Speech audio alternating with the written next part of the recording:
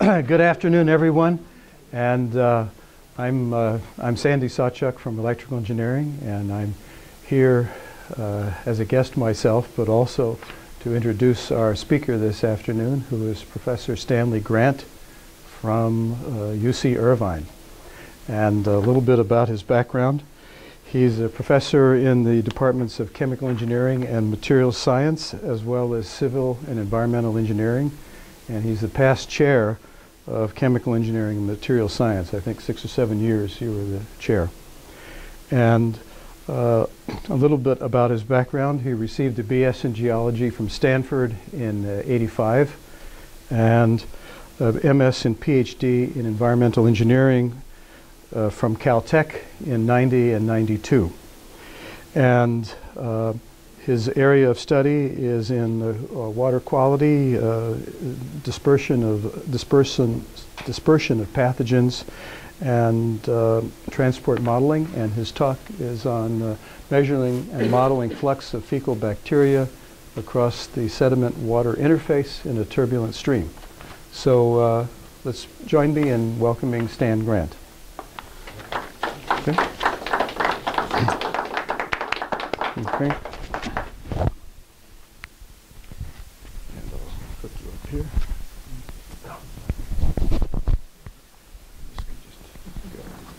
Yeah. Okay. Thank you, Sandy. Somebody pointed out that I had the date here wrong, so I must have prepared the presentation on the 15th and forgot to change the date. So sorry about that. Yeah. And then it was also pointed out that I've got just about everything but the kitchen sink in my title. So so anything interesting about what I do is hopefully here. Here's an outline of my talk. Want to begin with a bit of motivation for the research, and it's a field-based study, so I'll talk a little bit about the field site, sampling campaign, some of the microcosm studies we did, dye studies we did, and ultimately what we were interested in doing. I'll give you the kind of bottom line. I'm going to try to convince you that the bacteria in this particular stream are coming from the sediment, and I want to then show you how we estimated the flux of the bacteria out of the sediment, and then use that information to learn a little bit about the microscale mechanisms that may be causing transfer of particular organic matter across the sediment-water interface in this particular stream, and then give you some potential policy and science implications. So introduction. If you click on EPA's national summary of causes of impairments in assessed rivers and streams on the EPA website, this is a report that they periodically issue to Congress, you'll find that number one on the list is this category pathogens, with, in this case, 141,789 miles of threatened or impaired waters based on the assessed waters, which are a subset of the total. And then if you click on pathogens, you end up with this table showing you that in fact pathogens includes a number of different categories of enteric bacteria, really fecal coliform, Escherichia coli or E. coli, what they again call pathogens, which could be again fecal indicator bacteria, or it could actually be an assessment of direct assessment of pathogens, Enterococcus bacteria, total coliform, and collectively I'm going to refer to these organisms that cause all of these impairments as fecal indicator bacteria. They're bacteria primarily, in the case of pathogens they may include viruses, that are indicating the presence or possibly indicating the presence of sewage or human fecal waste. And so fecal indicator bacteria in the end are responsible for all of these impairments. And this particular talk is focused not on coastal waters, but on inland waters in Southern California. And this is an interesting time in this field because EPA last issued criteria that resulted in all those impairments back in 1986.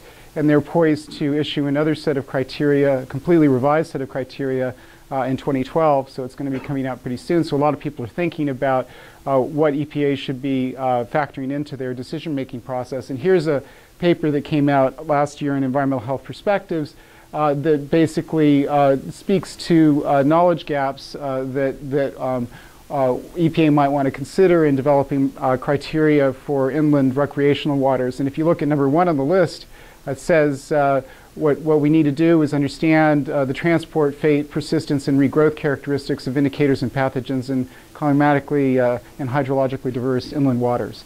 And so this particular study really it was aimed at sort of addressing that issue, at least with respect to dry weather conditions in Southern California. And if you think about fecal indicator bacteria impairment in Southern California inland waters, really you're going to have to think about effluent-dominated streams, because many of the streams that we have here in Southern California are effluent-dominated. Santa Ana River in Orange County, probably greater than 90% of the dry weather flow is actually effluent, treated effluent from upstream treatment plants. And so that creates a context in which we can think about FIB impairment. And specifically, one can think of at least 3 different scenarios by which a stream like that might become impaired. And the first scenario is, I would consider kind of the typical environmental engineering perspective, where you have a clearly defined source. It could be a point source, or it could be a non-point source of fecal indicator bacteria, which somehow gets into the stream. And there's fate and transport processes that occur, and perhaps because of mixing and die-off, the concentration decays away in some well-behaved way from that source. So that might be scenario 1. Scenario 2 would be more sort of an ecologically controlled scenario, where in fact these fecal indicator bacteria are alive. They're alive entities. They can have their own ecology in the environment. And in fact, it's well known now that in some cases you can have the growth of environmentally adapted fecal indicator bacteria that then participate in an ecology in which they grow, and they maybe decay. They maybe are preyed upon by higher trophic levels. And so there's some sort of a cycling that goes on. And in this case, perhaps there is no clear source. They really are almost like an algal bloom, that the conditions are set maybe by input of nutrients or some other factor, a temperature, for example, and then their concentrations may go up or go down. So, but it's an ecological process. It's not a clear source transport issue. And then if we think about effluent streams in Southern California in particular, there's another possibility, which is really, you can break it down into 2 different possibilities, sub-possibilities. One is that we're not sterilizing. These treatment plants do not fully sterilize the effluent. They disinfect the effluent, and which means that some cells are going to escape the treatment and in a viable state. And so perhaps once they get out of the treatment plant and the water's been dechlorinated, they begin to regrow. And so you could have a growth or increase in concentrations as that water moves downstream from its source. The other possibility is that a lot of the assays that we use for detecting these organisms are culture-based. It means we have to grow up the bacteria to detect them. And in some cases, if these organisms have been, say, chlorine injured, they may not culture initially, and so it may not look like they're there, but once they get out into the environment, they can recover their culturability, and then suddenly it'll look like they're resuscitated. So perhaps there would be a rebound in the concentration of these injured cells as we move away from source. So here's at least 3 kind of broad categories of scenarios in which we have to kind of place the research that we do when we think about sources of these organisms in inland water. So the goal of this particular study was to identify the causes of elevated fecal indicator bacteria concentrations in an effluent-dominated stream in Southern California, again during dry weather. And the work was last year published in Environmental Science and Technology and is in press with Water Resources Research. So by basically describing 2 different papers that we recently published. So here's a picture of the field site. It is a wastewater effluent stream tributary, if you will, of the Santa Ana River. So here's the Santa Ana River flow moving from right to left. This is Van Buren Boulevard, if you know this area. It's in the city and county of Riverside. And what we're focusing on particularly is this wastewater treatment plant, the Riverside wastewater treatment plant. And let me just kind of give you the bottom line, and then I'll show you the data. What happens here is that this wastewater treatment plant produces a disinfected effluent, tertiary treated disinfected effluent, which is then discharged to the head of this earthen stream, which has no other source of water during dry weather. And so if you measure bacterial concentrations here, essentially they're below the detection limit. And then that water flows by gravity downstream and eventually merges with the Santa Ana River down here. And the point I want to make right off the bat, and hopefully convince you of, is that in the very short distance, the 500 meters or so, the water travels from this location to this location.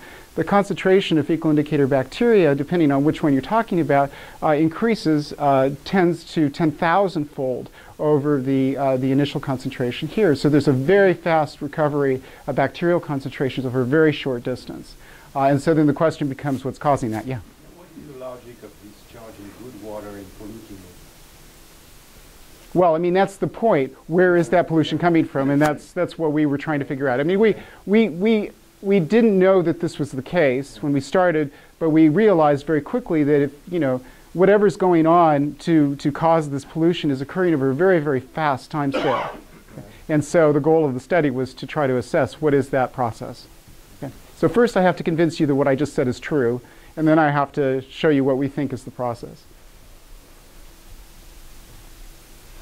Here's some pictures of the field site. So this is where the effluent comes straight out of the plant. I should back up a second, just show you the sampling location. So we actually had sampling locations within the wastewater treatment plant. So this is downstream of the chlorination contact chamber, and this is the site downstream of the dechlorination contact chamber. So right before the effluent comes out. And then this site A is right at the structure where the water comes out of the plant before it goes into the stream. And then these sites B1 through B6 are from within the stream. And so I'll be showing you data from those. And here's a picture of site A, so right where the effluent comes out of the plant and then discharges into the earthen stream. And so now if I were looking at that discharge structure and I just turned to my left, I would see this. So this is the head of the stream, and this would be our site B1. And in fact, there was a nice rope that somebody had set up here so you could, you know, run along the bank, grab the rope, and swing out over the water and drop in the water. And people would, you know, lovers would be enjoying their afternoon here in the wastewater pond. I didn't understand why they wouldn't wonder what was coming out of the discharge structure to the right, but anyway. So that was B1, and then it flows downstream, and this is B5. That's the Van Buren Bridge that I mentioned earlier. So our field campaign consisted of 4 studies. During the first 2 studies, we collected water samples from 13 sites within that effluent stream, as well as in the Santa Ana River, as I'll explain in a minute. This was done twice, a month apart. Each of these sampling events, we collected the samples 4 times over 24 hours. So we wanted to see how much variability we had over the 24-hour period. And then we wanted to see if what we were observing during study 1 would be true a month or so later during study 2. And then study 3, we went back and said, okay, well, we're actually seeing fairly similar results, both during the 24-hour sampling in each of these studies as well as across the studies. So let's sample very frequently over 24 hours to see if we see more or less steady state concentrations. And so that was study 3. And then study 4, we came back right before we wrote all this up and collected a number of isolates of Enterococcus bacteria with the idea of trying to better understand what the species distribution was in the sediments in the water column. So that was study 4. And these field samples were measured for culture-dependent fecal indicator bacteria. So this is the traditional way of measuring these organisms using IDEX, Whole Alert, and Interalert. So I'm going to refer to those results as culture-based TC or CTC, CEC for E. coli, and CENT for Enterococcus bacteria. We collaborated with Trish Holden at UC Santa Barbara to measure culture-independent fecal markers, including quantitative PCR for human fecal marker 183 Bacteroides, as well as qPCR for Enterococcus bacteria. We refer to that measurement as QENT for quantitative PCR measurements, ENT. So the important point is that this particular method, we're measuring for genetic markers of the organisms. We're not, we don't have to grow them up in order to detect them. And so these 2 data sets together tell us something about not only what organisms can grow in our culture tests, but also what cells are potentially present there, even if we can't grow them up. And then we also collaborated with Professor David Sedlak, which I think gave a talk here a week or so ago at UC Berkeley, who was interested in looking at propranolol in enantiomers. The propranolol is a byproduct of pharmaceutical compounds, and he looks at isomers that essentially serve as clocks for how long water or fecal material has been outside of a host. So he also carried out those assays for us. So here are the results. So what I'm showing you against the horizontal axis is distance from the wastewater treatment plant and then through the wastewater treatment plant stream from B1 through B6. C is just a tributary of runoff coming into the stream, and then here's the Santa Ana River sites, which I didn't actually show you the location of, but they're downstream. And what I'm showing on the vertical axis here is the log transformed concentration of either culturable FIB concentrations or the qPCR Enterococcus bacteria concentrations. These are the results from study 1 and study 2. So basically we took all the measurements at each of these sites and we used regression on order statistics to give us a median of the log transformed values mean and standard deviation. And so that's what you're seeing here plotted are the mean values at each sites for those two different studies. And then the shaded regions indicates the standard deviation. Okay? And so the important point I want to make is that you see this, as I indicated before, you see a very rapid, I want to call it rebound in the bacterial concentrations as you move downstream. So let's just start with the total coliform. Very low concentrations. This would be 10 bacteria per 100 mils, which is the volume that's typically used for criteria standards. So we're very close to the detection limit within the treatment plant and at site A, a little bit higher. But as soon as you get into the wastewater treatment plant stream, that up to over 10,000. So you go from near the detection limit of 10 to essentially very near the upper detection limit of 10,000, over 10,000. The next curve here is the quantitative Enterococcus bacteria concentrations. You see a wider standard deviation. These methods are great because you don't have to culture up the bacteria, but they are more noisy. Nevertheless, despite the high standard deviations, you see a similar pattern where you see lower concentrations at site A, and then again on this log scale, pretty significant increase, at least 30-fold increase as you move downstream and even into the Santa Ana River. Culturable-based Enterococcus, as expected, is a lower value than the quantitative Enterococcus values. Reason that's not surprising is that not all the cells, Enterococcus cells there, we expect to be able to culture.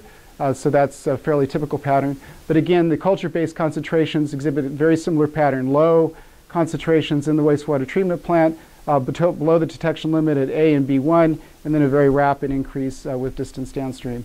And then finally, we see the same kind of pattern with E. coli. It looks like there's a delay in the beginning of that rebound process, and of course the concentrations are lower. So we see a pattern here of total coliform highest, QENT next, culturable-based ENT next, and then finally E. coli, culturable-based E. coli. What should be the functional form of these curves? Well, I'll explain that in a bit.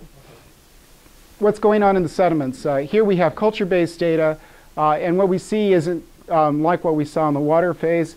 We see, at least within the wastewater treatment plant, within the standard deviations, pretty featureless patterns. We see, again, the same sequence, total coliform highest, Enterococcus intermediate, and E. coli lowest. These concentrations are quite high.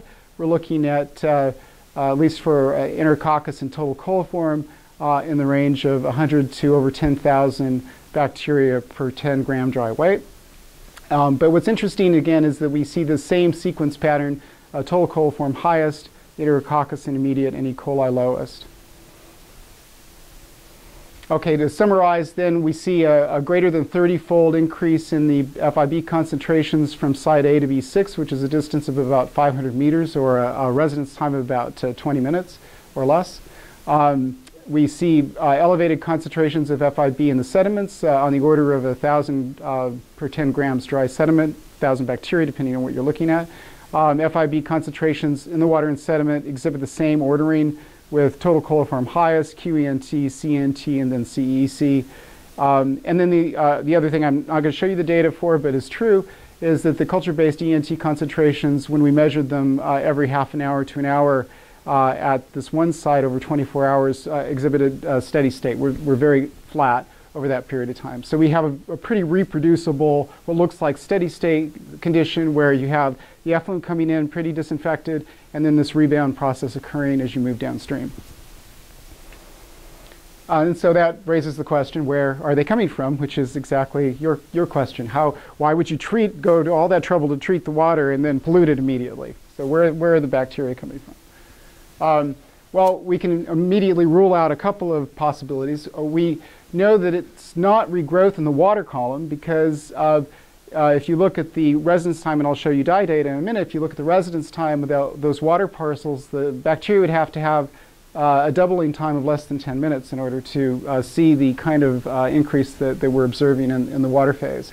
And in fact, the Enterococcus, for example, Enterococcus bacteria in the laboratory has optimal growth rates on the order of doubling times in the order of 30 minutes or so. And this is not the laboratory. So, and in fact, I'll show you microcosm data which suggests the bacteria are dying when they're in the water phase. Another possibility would be this idea that the bacteria either recover or resuscitate after they've been, say, injured by the wastewater treatment process.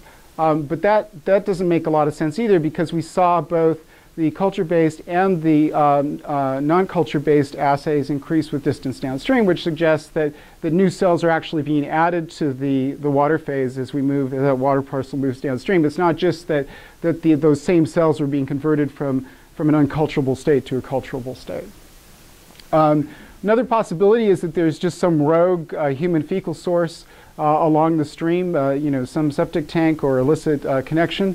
But Trish Holden had, collected water samples and measured for human fecal 183 Bacteroides, and certainly that wasn't detected. And more generally, we know that's not the case. This is a very well-controlled area. There are no houses nearby, and the wastewater treatment plant would take a very dim view of anybody discharging raw sewage into their pristine water. So, so for a lot of reasons, we don't believe that's true. And I should also say that there were people intermittently in the stream, so you could say, oh well, maybe it's shedding off of humans. But the problem with that is that that's a very intermittent source, and it's very difficult to explain the very high degree of reproducibility we saw across all these different studies, with distance downstream, as well as the very high concentrations in the sediments. So although that could be an intermittent source, it really doesn't explain, I think, what we're observing here. Furthermore, we had a total of about 150, I think, isolates from about 55 different water and sediment samples. That's not a large N value, but it lets us learn something about the species distribution of the Enterococcus bacteria. And what we found is that Enterococcus cassuliflavus is by far the dominant species in both the water and the sediment. And Enterococcus faecium and fecalis are minority members. And what's interesting about that is E. cassuliflavus is not typical of sewage effluent. If you look in the literature, it's more typically E. fecalis or E. faecium, but it is very typical of regrowth, especially on plant material. And in fact, E. cassuliflavus has been shown to be a dominant species in dry weather urban runoff in Southern California, although not, so far as we know, in effluent. And certainly the fact that E. cassuliflavus was present in both the water and the sediment phases would be consistent with the idea that these bacteria came from a common source. It's not proof. We haven't shown clinality, but it's certainly consistent with that hypothesis. I'll just show you real quickly some of our lab and field microcosm results. The bottom line here is I want to emphasize is that basically all of these different microcosm studies that we carried out showed that if you take the bacteria and you resuspend it in filter sterilized wastewater effluent from this treatment plant, the bacteria decay slowly with time. So we don't see evidence of growth in the water column, again, consistent with the fact that these water parcels don't spend enough time in the treatment or the stream to regrow to the degree that we observed. So, so we see die-off of the organisms when they're suspended in wastewater treatment plant effluent. The other thing that we discovered kind of by accident is that if you end up adding a little bit of carbon, you can switch that survival pattern from death to growth. And that was actually the dialysis bags that we were using for these experiments were cellulose-based. And we were observing some growth in some of these experiments, and we went and did control experiments and concluded that what was happening was the carbon leaching out of these bags was actually causing these bacteria to grow. So we know that these bacteria, sort of whether they decide to grow or die, depends very much on the amount of carbon that's available to them. And then we also found that if we took the sediments from the stream and mixed it into filter sterilized water, not surprisingly, we see a significant increase in the bacterial concentration in the water phase. So, so all of these results sort of pointed to the sediments as the source of the bacteria. And so now we wanted to learn a little bit more about the stream and then try to understand what mechanism might be responsible for moving bacteria across that sediment-water interface. And so the first thing that we did was we carried out a dye study. And what we did was we dumped rhodamine WT at site A and then measured it downstream at B3, B4, and B5, sampling every minute. And so these are the breakthrough curves at those different sites. And you learn quite a few things from these experiments. So one of the things you learn is how fast the water is moving, so we can calculate residence times or average residence times. You also learn essentially a diffusion-like mixing coefficient called the dispersion coefficient, which tells you basically how a dye plume or any kind of contaminant is being mixed longitudinally as it flows downstream, and that really is determined by the spreading of this of the dye plume as it moves down. And then finally, we can also learn the degree to which water in the stream is exchanged with dead zones in the stream. And those dead zones could be associated with pools of water that are off the main stem of the stream, which actually, for most of the stream we didn't see much evidence for. Or more likely in our case, it's actually exchanged between the stream and the hyporheic zone, that is the water in the sediments. And so by fitting what's called OTIS-P, which is a USGS advection dispersion model, it's a one-dimensional transport and in-stream storage model. That's what OTIS stands for. One can pull out the cross-sectional area, advective velocity, dispersion coefficient, and as well as rate parameters for the exchange rate between the stream and the storage zone. And so here's some of the results from that study, and we basically broke, you can see there's two fitted regions for OTIS-P. We use the data at B3 as the upstream boundary condition, and then it fits one set of parameter values for B4, another set for B5, so we can compare how reproducible our results are. And we called those reach 1 and reach 2, and then an average. And then we also used a couple other tools in our handbooks. So we estimated the hydraulic radius from the Manning equation.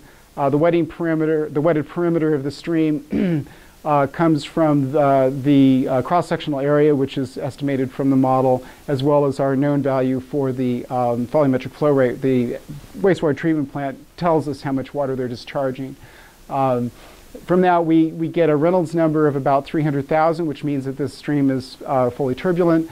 Roughness Reynolds number of 10, which means it's transitional between hydraulically smooth and hydraulically rough flow, which has to do with the size of the viscous sublayer relative to the roughness elements in the stream. a hydrodynamic entrance length of 10, which means that certainly within the range that we're sampling, we have fully developed turbulent velocity profile. Longitudinal dispersion coefficient of about 0.3 meters squared per second. Shear velocity, which tells us something about the stress at the bed due to shear forces, of 10 centimeters per second or 0.1 meters per second. And then here's those storage exchange coefficients, a rate constant, first order rate constant for exchange with the dead zones, as well as an effective storage area.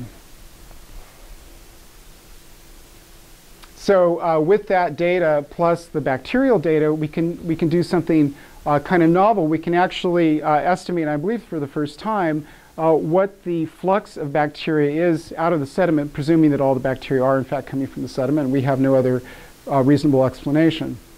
And the way that works is we just simply do budget analysis on the measured bacterial concentrations in the stream using our known flow parameters from the dye study.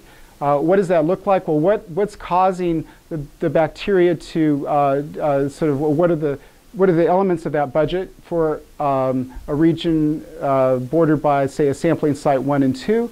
It would be advective transport in and out of that region, dispersive transport in and out of that region, either growth or decay of the bacteria within that region, and then flux out of the sediments. And so what we want to do from this budget is basically take all of our knowns and estimate from those our flux.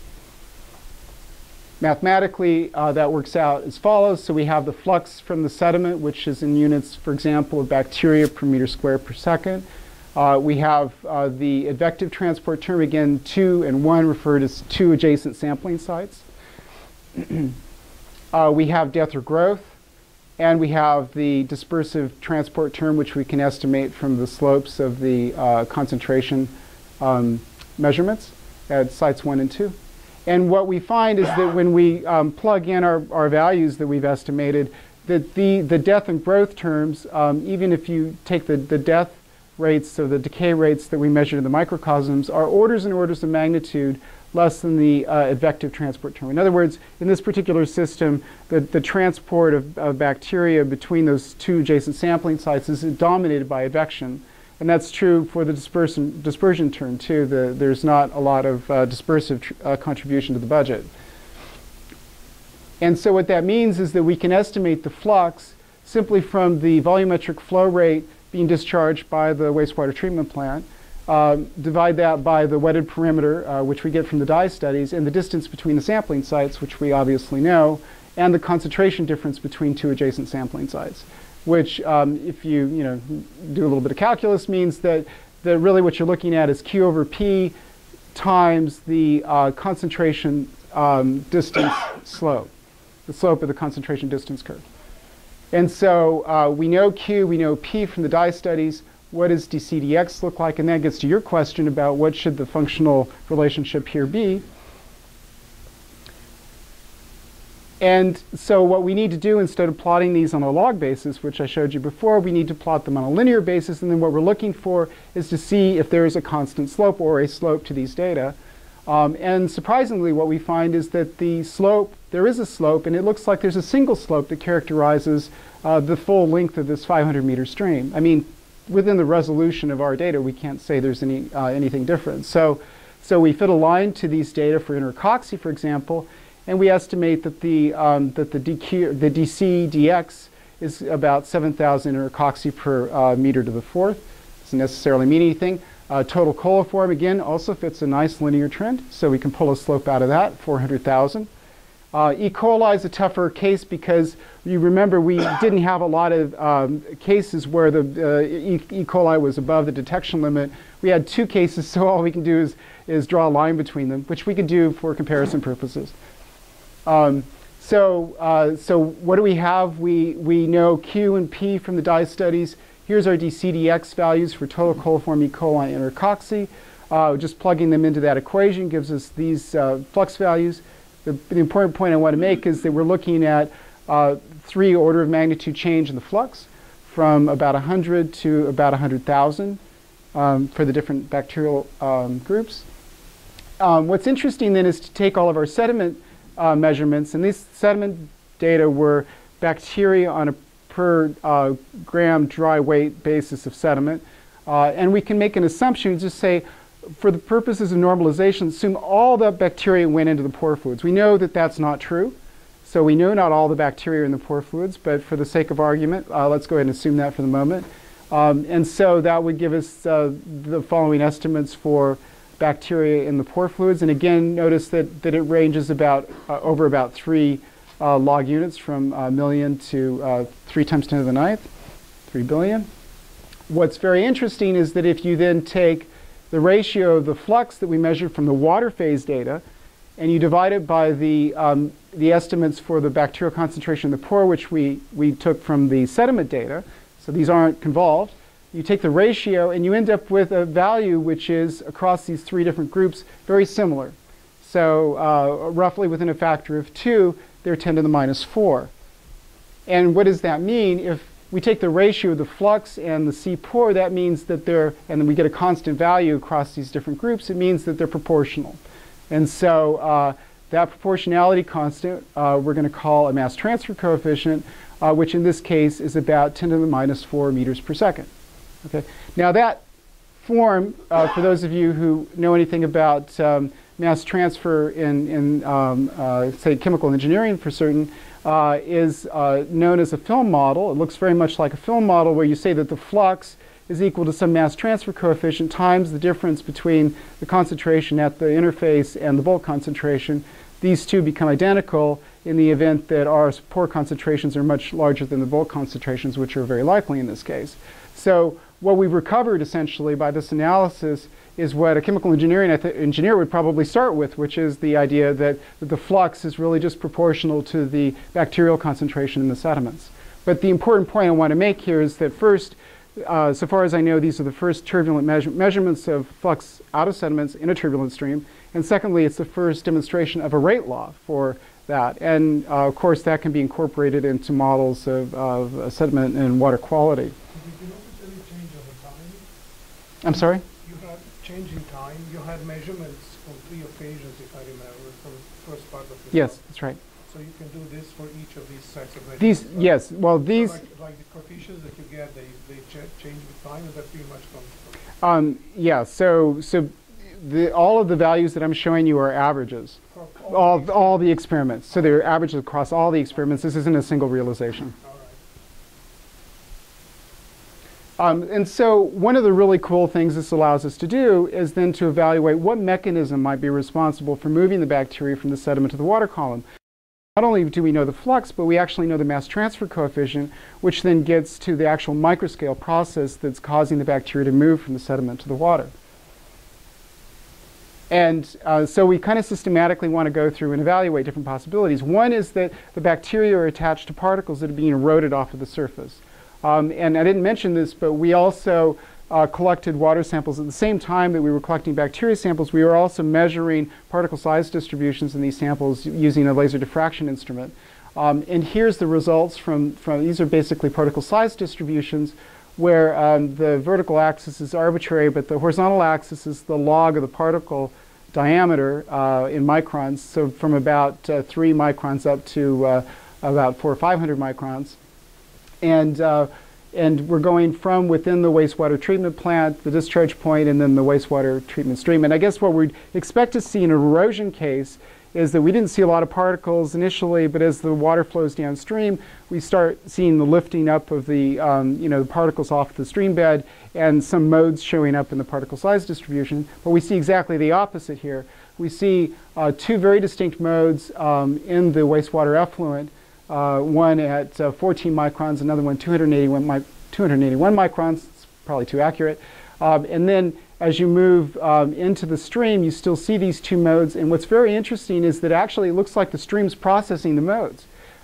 So over that very short residence time of about 15 minutes, whatever these are, and it's most likely particular organic matter, is actually being ingested or processed by the stream.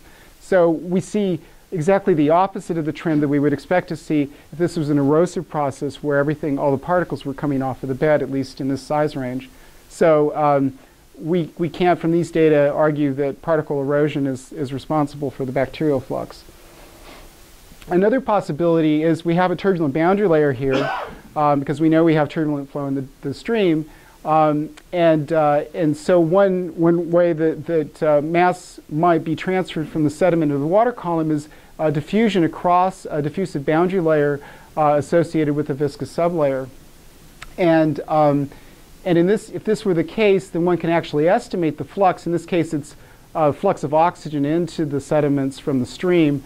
This is the cartoon. But one can estimate that flux as the ratio of the diffusion coefficient divided by the diffusion coefficient divided by the boundary layer thickness, delta.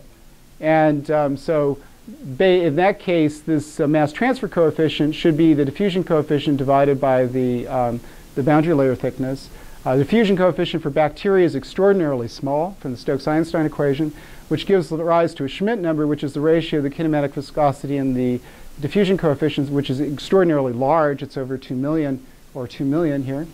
And then one can estimate from the Schmidt number and the shear velocity, which we know is about 0.1 meters per second for this stream, that you use a couple different correlations for the diffusive boundary layer thickness. And the bottom line is that when you calculate that out, the prediction is that this beta value the proportionality constant should be about 10 to the minus 6 to 10 to the minus 7, where what we measured was 10 to the minus 4. And remember, we assumed that all the bacteria in the sediment went into the pore fluids, which is not true, which means that our estimate for beta is actually on the low side. It's going to be bigger than 10 to the minus 4 to account for that flux. So from this analysis, we can't argue that diffusion across the concentration boundary layer is rate limiting for this transfer process. Another possibility, we have a hydrodynamically transitional situation, is that we have flushing within roughness elements in the stream bed.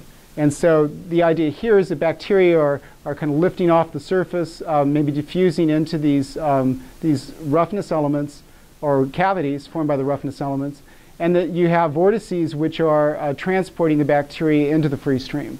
And one can estimate the mass transfer coefficient that would be accorded that based on a diffusion length scale over one of these cycles, and the time scale for the cycle being theta here, estimated from the roughness element thickness, which is just a measure of the grain size diameter here, and divided by the shear velocity. And so when you compute that out, we actually are getting closer to our 10 to the minus 4. But remember, our 10 to the minus 4 is still too low, and this is an order of magnitude lower than that. So from that analysis, we'd guess, at least for this approximation, flushing out of roughness elements is not controlling the flux. Another possibility is the fact that the traditional views of transfer, turbulent transfer across sediment-water interfaces is being completely rewritten by a new understanding of the nature of turbulence near the boundary layer. This is a picture of direct numerical simulations of the Navier-Stokes equation on a wall. And what it shows are these very coherent structures, which are vortices essentially coming off the surface.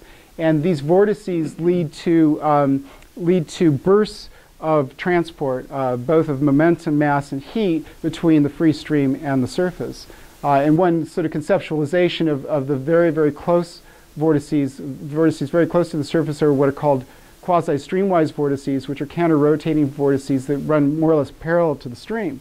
And just like that cavity example that I gave you a minute ago, you can imagine that you can model the sort of mass transport thinking about the diffusion that occurs over one of these rotation cycles.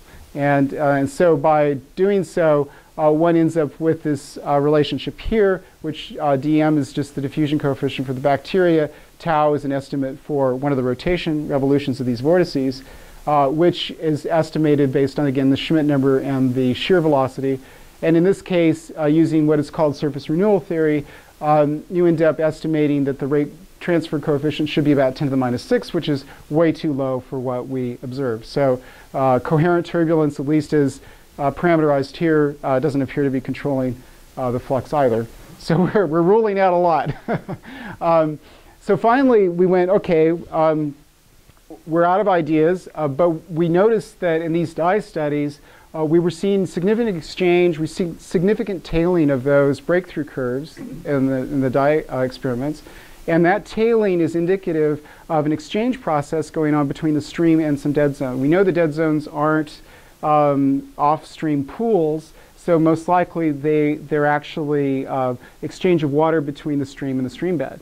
And so there's an advective exchange going on where the water is moving in to the stream bed in downwelling zones and back out in upwelling zones. And how would that happen? Well, this is some cartoons from an ES&T feature article just last year of what's called hyporheic flow. That's what we're talking about. And it can actually develop in a lot of different ways. It's very common in streams. For example, if you have riffles and pools like we do have in this particular stream where fast flow and slow flow occur, you end up with pressure gradients which drive flow in downwelling zones and then drive flow back out of the sediments in upwelling zones. And that can occur both in profile and also in plan view, where you have now, in this case, meandering elements, which we didn't have, but certainly in the general case, you can have. The volumetric flux of water into and out of the stream can be very easily estimated from that first order exchange coefficient from the dye study multiplied by the hydraulic radius of the stream, R times alpha.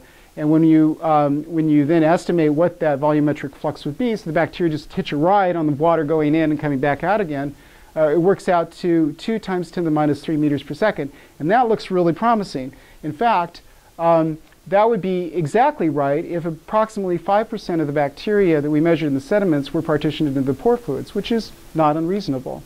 So certainly it's the only, of the mechanisms that we evaluated, it's the only mechanism which gives us an estimate for the exchange which is actually greater than what we estimated with the bacterial data.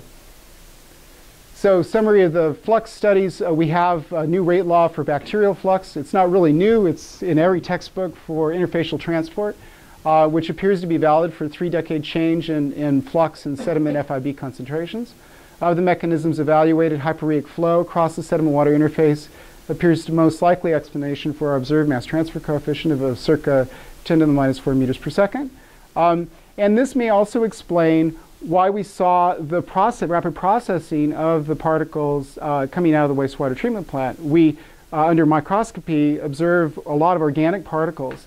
And so what we think may be happening is that hyporheic advective exchange, that hyporheic flow, is moving those organic particles into the sediments, and they're probably fueling the growth of heterotrophic bacteria in the sediments, which then are coming back out again in upwelling zones. And in fact, that gives rise to a little ecological model of what's going on. So we have the effluent from the wastewater treatment plant contributing significant dissolved organic carbon and particulate organic matter, which then gets moved into the sediments. Again, that's why we see that flattening of the particle size distributions, where it fuels heterotrophic bacterial growth, including fecal indicator bacteria as a minor component, which then participate in a microbial loop where they're being grazed upon and maybe moving into higher trophic levels. But also there's now a steady state supply of the bacteria which can be lifted back out into the stream in upwelling zones. What are the policy implications? Well, certainly if we go back to our original motivation, which was sort of assessing inland water criteria, one can argue that if these FIB are natural members of the microbial community and in streambed sediments, they probably indicate very little about the risk of recreational waterborne illness and therefore probably shouldn't be used as a criteria. On the other hand, if you argue conservatively and say, well, until the epidemiological evidence is in, we're going to maintain these criteria, then you explore another policy implication, which is that right now hyporheic zone restoration is a very hot topic with stream restoration. So many ecologists argue that when you restore a stream, you have to also restore its hyporheic zone, which really means accelerating the exchange of water between the stream and the stream bed. The logic being that the stream can then serve ecological function or ecosystem service by moving nutrients from the stream into the stream bed where they're mineralized by bacteria. So for example, denitrification can occur and you end up removing nitrogen from the stream. So what our results suggest is that yes, that can happen. You move organic matter, for example, into the stream. The bacteria begin to oxidize that, but they're growing and they're producing very large populations of bacteria, which could lead to a trade-off where then you're moving those bacteria back into the water phase. So you trade removal of organic matter for addition of these bacteria which are causing impairment. Science implication, you know, the fact is we had to go through a lot of machinations to kind of come to a conclusion here, and it really underscores that even in this very simple system, we don't understand the transfer of heat, mass, and momentum across the sediment-water interface very well. So this is certainly, you know, when we talk about sustainability of our streams, ecosystem services performed by these streams, it's a really crucial, you know, hyporheic zone restoration. It's a very crucial factor to kind of get a handle on. And really, I think that this area is poised to explode in the sense that there are a lot of new tools out there, not only for measuring turbulence near interfaces, such as particle image velocimetry in the ADVs and ADCPs, but also in measuring the metagenome of the microbial populations, both in the sediment and the water column. So a combination of those technologies could really be transformative. And so just real quickly thank the graduate students who did all the work, Rachel, Lynn, and Jung, and then Trish Holden and David Sedlak, who carried out some of the analyses. All right, thank you.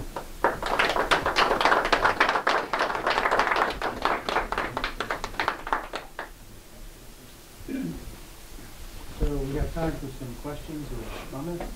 Just questions about, you look at the microorganisms and so on. What are the like forms which prey on these organisms and so on? How would they enter the equation? Well, I think they do, just like that ecological model indicated. There's going to be some sort of ecological steady state probably that occurs, or maybe a quasi-steady state, it's periodic or something, in which there's a balance between the growth of the bacteria and then their removal by predation. And in a lot of these environments, and Jed would be the best person to ask, predation is the dominant mechanism by which the bacteria are being removed, both FIB as well as heterotrophic bacteria. Is that fair to say, Jen? The man nods yes. Yeah. It's interesting, we have in one of the creeks here, Patanga Creek, which has a lot, and we think a lot of those hyporheic zones.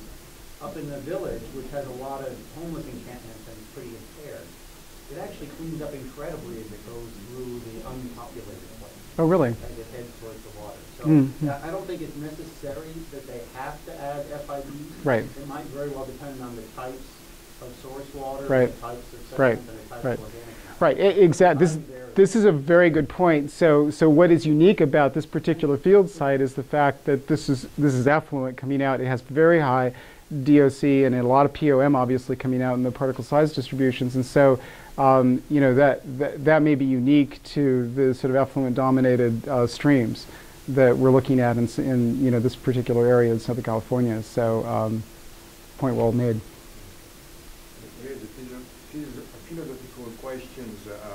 When we treat waters and we put it in the environment, we expect that people will accept that water we treat as a new source of water to drink, drinkable water. They usually reject the water out of the plant. They don't want to drink out of the process which comes from the toilets. There's this complex here. So the idea of replenishing water, groundwater, putting it back into the nature, and then pumping it again and treating it again. And so when I saw your graph here, I was kind of alarmed. We were putting clean water in the environment and getting actually polluted water, which was nonsense. And the logic of what I was mentioning. So what Jed say, actually, it can happen. We can actually put water, that kind of water, and the environment will actually do their work. Nature will actually not pollute the water.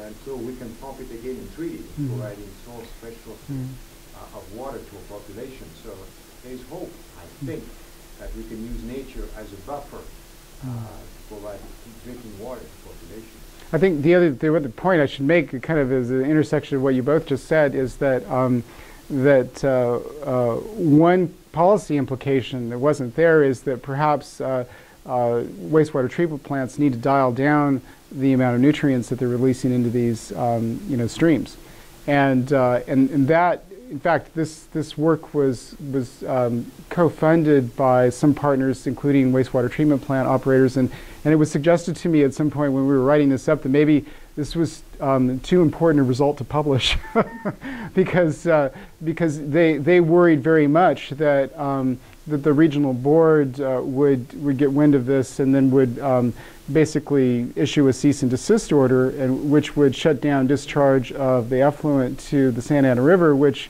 would lead to a shutdown in the reclamation efforts that are going on there.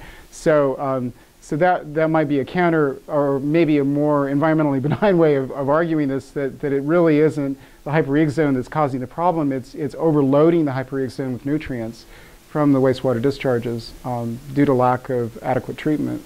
A lot of the discharges are deep subsurface as well, aren't they? There's some of the deeper wells that they're putting in and not all surface. Well, in Orange County, yeah, you see you have the groundwater intrusion barrier, which would be a direct injection. But the effluent from the Santa Ana, you can sort of, I didn't realize this until I started getting into arguments with these people about whether I could publish or not. The Santa Ana River is like this big pipe, you can think of it as a big pipe, which connects the sewage treatment plant effluent to your tap, right? They need that flow in order to maintain the groundwater, which they do through natural percolation and recharge. So they take off pretty much all of the dry weather flow and percolate it in Orange County. So again, it probably gets to nutrient management, which means that we may actually have an intersection of TMDLs here where you sort of think of nutrient impairment TMDLs and pathogen TMDLs as being separate, but in fact, maybe they're one and the same here. I have a question. And that is, as far as the suspension we were talking about, the suspension is not going to be individual bacteria, right? We have Right. bacteria. Or associated with sediment particles. Right. Yeah. So have you done any differentiation between the suspension of single or flux or attached to particles and so forth? Because that has an implication, and that is, for example, if you have a sewage discharge, actually, and bacteria and so forth in the soil, because you have a lot of organics, how could you possibly prevent them from being suspended? So that was one thing I had. The other thing you mentioned something very interesting. Chlorine injured bacteria. What kind of injury is that? Well, yeah, I mean, I'm not the expert there, but there's viable but non-culturable bacteria, VBNC, and there's a lot of controversy about the details of this, which are arcane and related to the way that microbiologists measure bacteria. VBNC was first measured by or put out there by Rita Caldwell, who was the former director of NSF, and she observed it in the marine environments where the bacteria basically were nutrient starved, and then if you tried to culture them up directly in the laboratory, you wouldn't get a signal, but if you shocked them, then suddenly they would come to life and be culturable. And now, numerous additional researchers have done studies where they shock the bacteria with chlorine, and for one reason or another, because the cells are damaged, they're expressing SOS genes, they're trying to basically just survive. They're not immediately culturable when exposed to high levels of nutrients. And so, but there can be a trigger which then involves a conversion from that non-culturable to culturable state. And so one example is a study that was done in estuarine waters where E. coli in effluent from a wastewater treatment plant was exposed to chlorine in the laboratory and then mixed with estuarine water of various salinities. And what they found was that the straight, the effluent plus chlorine, and then dechlorinated, there were no bacteria, but you took that same water and you exposed it to high salinity in the estuary water, you then began to see the bacteria again. So what exactly is going on there, is very debatable, but the general category, the general idea is that it could be a conversion from a non-culturable to culturable state. Here we ruled that out because we're actually comparing, the genetic markers directly with the culturable markers, and we see both of them increasing. So we know that it's not, you can't explain the pattern we're seeing by simply conversion from a non-culturable to culturable state. Costas? What happens eventually with all these disappear? Do they keep growing? I mean, if we go another kilometer downstream, what will we find? Well, I mean, you know, the Santa Ana River is impaired for these organisms, right? So they're at elevated concentrations. And the other thing that's interesting is that, I didn't mention this, but if you stop looking at the screen for a second so I don't get you dizzy. But if you go back to that original plot that shows the pattern here, these sites here are in the Santa Ana River, both upstream and downstream of the confluence with the effluent stream. And you can see that the concentrations we're measuring in the main stem of the Santa Ana River are very similar to what we're seeing in the effluent stream. So, you know, one could argue that, you know, whatever equilibrated the concentrations over that effluent stream is also sort of going on within the main stem of the river. So does that mean that if you go a kilometer downstream, you get exactly the same result? I don't know, but I do know that the Santa Ana River is impaired for these bacteria for most of its length. The other thing that's interesting is that a very similar pattern occurs in the LA River, where wastewater effluent from the treatment plants comes into the river. The bacterial concentrations are very, very low, and then you see a rebounding of the bacteria concentrations as you move downstream. And it's a mystery as to why that occurs. It could be something like this. Although there, much of that river is concrete lined. So, you know, then you're talking about some sort of an interfacial process involving maybe the slime molds on the bottom or the epiphytes there. These are vampire bacteria, huh? Yeah. Is the effluent in riverside treatment plant similar to the LA County? Your question is sewage and riverside similar to sewage here? The effluent stain. Yeah, well, I think they're all Title 22 treatment facilities, and so they will have different kinds of treatment unit processes, but by and large, they meet the same standards. So your thinking is if LA County discharge the effluent to this region, it will have the same result? If I'm sorry, which county? The effluent from LA County. Oh, LA County, yeah. Well, that's a very good, I mean, if one runs with the hypothesis that this is entirely driven by nutrients, organic carbon dissolved in particulate, then really, you know, to frame your question would be, as a hypothesis would be, you know, does only the particular organic matter and DOC concentrations matter in terms of regrowth? And so some effluents might be higher, some effluents might be lower, and then you would expect more growth in the case where it was higher and less. So it would be a testable hypothesis.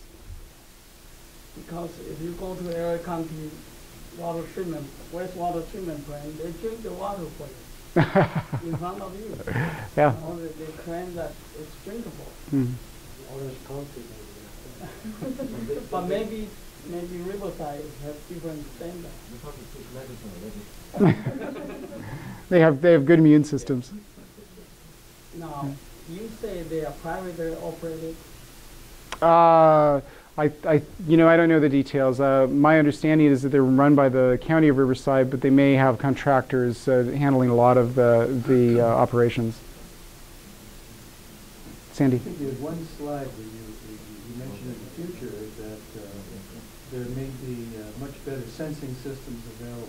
You know, so I wonder, you know, in the future, if these things are inexpensive and accurate enough, could you put sensors in the stream beds and other places and get a better real-time picture of what's happening? Absolutely, and there are a lot of people working on exactly that issue, including some people like Jed here at USC.